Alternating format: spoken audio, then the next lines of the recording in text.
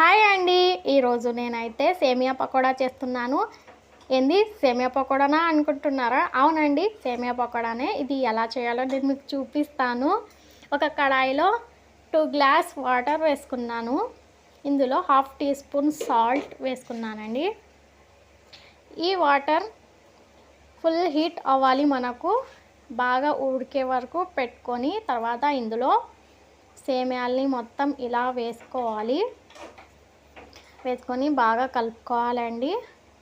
ఈ సేమియాలు మెత్తగా ఉడికించుకోకూడదు, హాఫ్ బాయిల్ అయితే చాలు. మనకు మెత్తగా ఉడికించుకుంటే పకోడా అనేది సరిగ్గా రాదు. చూడండి, హాఫ్ బాయిల్ అయితే అయిపోయింది. ఇలా విరగొట్టి చూస్తే చూడండి, పట్టుమని విరగాలి, అప్పుడే కరెక్ట్గా ఉడికినట్టు.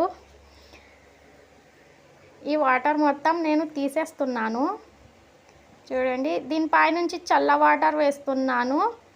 వెంటనే చల్ల వాటర్ వేసుకొని ఒక 5 మినిట్స్ పక్కన పెట్టేయాలి.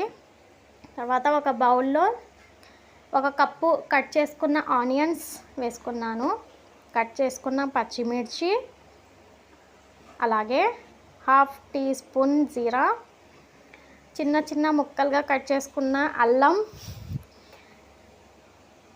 తర్వాత 1/2 కప్పు బొంబాయి రవ్వ వేసుకున్నాను. 1 కప్పు శనగపిండి తీసుకున్నానండి నేను. తర్వాత టేస్ట్కి సరిపడా సాల్ట్, 1 టీ స్పూన్ కారం, 1 టీ స్పూన్ ధనియాల పౌడర్, అలాగే 1/2 టీ స్పూన్ చాట్ మసాలా వేసానండి.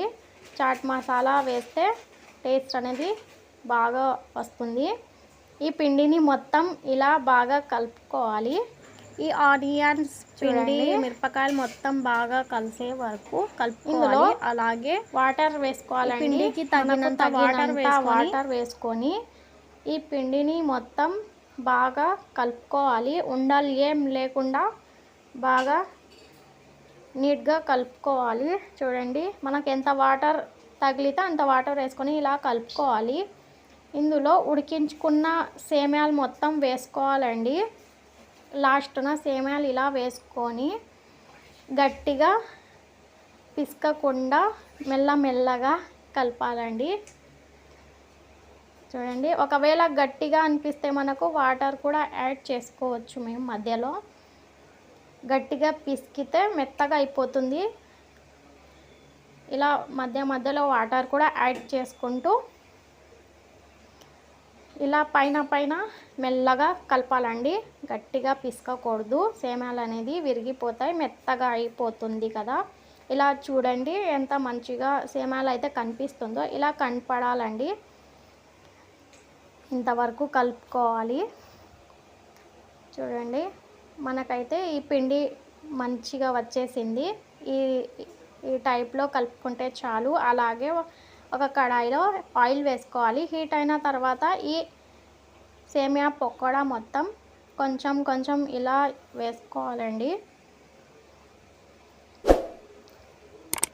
చూడండి, ఇలా మొత్తం వేసుకొని మెరూన్ రెడ్ కలర్ వచ్చే వరకు వేయించాలి. ఇలా తిప్పుకుంటూ ఉండాలి, కలుపుకుంటూ మధ్యలో తిప్పుకొని బాగా కలుపుకోవాలి. హై ఫ్లేమ్లో అయితే పెట్టుకోకూడదు, సిమ్ ఫ్లేమ్లోనే పెట్టుకుంటే మనకు మంచిగా క్రిస్పీగా వస్తాయండి. చూడండి, మెరూన్ రెడ్ కలర్లో అయితే వచ్చేసింది మనకు సేమియా పకోడా అయితే. ఇలాగే మిగిలిన పిండి మొత్తం వేసుకోవాలండి.